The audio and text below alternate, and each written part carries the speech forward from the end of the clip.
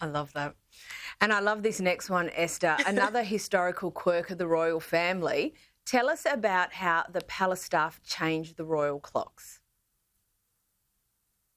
So all the clocks in the royal residences have to be changed back. Now that summer is over, the clocks are going back 1 hour. And apparently it's a task that takes 30 hours because there are hundreds of clocks to change. And every single clock in every single royal residence has to be changed, including the clock that Henry VIII gave to Anne Boleyn before their wedding. So that's an interesting fact. But there are so many ancient clocks in all the royal residences that have to be changed. And apparently it's a very arduous task. It takes many, many hours. But it's one of those traditions that come with being in the royal family, I suppose. While we're on a roll about royal tradition, it turns out that William and Kate may break tradition with George's education. What's proposed? Yeah, so it seems like only a few decades ago that we were even questioning whether children of the royal family should go to public school. Obviously, King Charles and his siblings broke that rule, but Prince George, who's now at Lambrook School, he's going to be turning 13 in a few years. So obviously his education at that school will end, and his parents are looking at other options. Now, the expected sort of school that he's will likely go to is Eton, because that's been the tradition with his father and his uncle. But actually, there are rumours that he could go to Marlborough College, which is where his mother, Princess Catherine, attended, and he would be the first royal to actually finish his education in a co-ed school instead of going to a single-sex school like the rest of his members of his family. So it's quite an interesting transition. Obviously, back in the day, royals didn't even attend public school; they were all homeschooled. So it's been quite a transition over just a few short decades, really.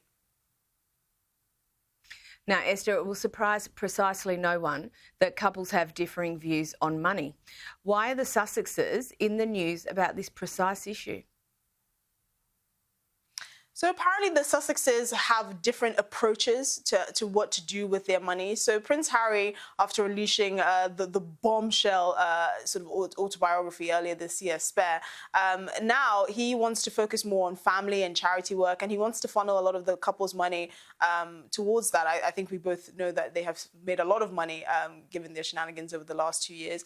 But apparently Meghan wants to actually focus on building up her brand. So there have been rumours that she could actually post or do sponsored posts on Instagram, which is something that influencers do. I wouldn't know because I'm not one of them. But apparently she could make up to $1 million a post by just sponsoring any sort of brand that's willing to have her as a spokesperson. So it's going to be quite an interesting dynamic to navigate. Obviously, Prince Harry's has stated that his focus is more on charity work and public service and focusing on his family.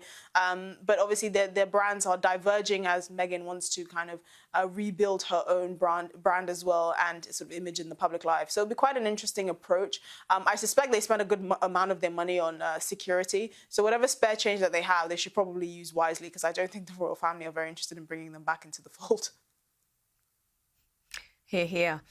Now, a fun one to finish with. A commentator this week claimed that Will and Kate's country house is haunted. Now, noting, of course, that this is a show with a lot of royal commentary, royal commentary has no bounds, does it, Esther? It does not. So apparently this goes back to someone who was born at Anmer Hall in Norfolk, Henry Walpole. He was born in 1558 and he was a renowned Catholic. He was responsible for building a local Catholic school in Norfolk, and he was killed. He was assassinated some 40 years after his birth for not affirming that Queen Elizabeth I was indeed the head of the church. In 1970, he was canonized by the Catholic Church, and apparently his ghost now resides in the Prince and Princess of Wales's residence in Norfolk. So I suspect this story doesn't have much to it, because I don't think his ghost would hang around there. I don't think he'd be very welcome. It looks like a full house. The Prince and Princess of Wales have 3 children, so it's a party of 5. If I was a ghost, I think I'd find somewhere a bit more peaceful. But like you said, royal commentary knows no bounds, and the house could indeed be haunted. Who knows? It could be, and even if it's not true, it's an absolutely fabulous yarn. Esther Krakue, as always, thank you so much for joining us.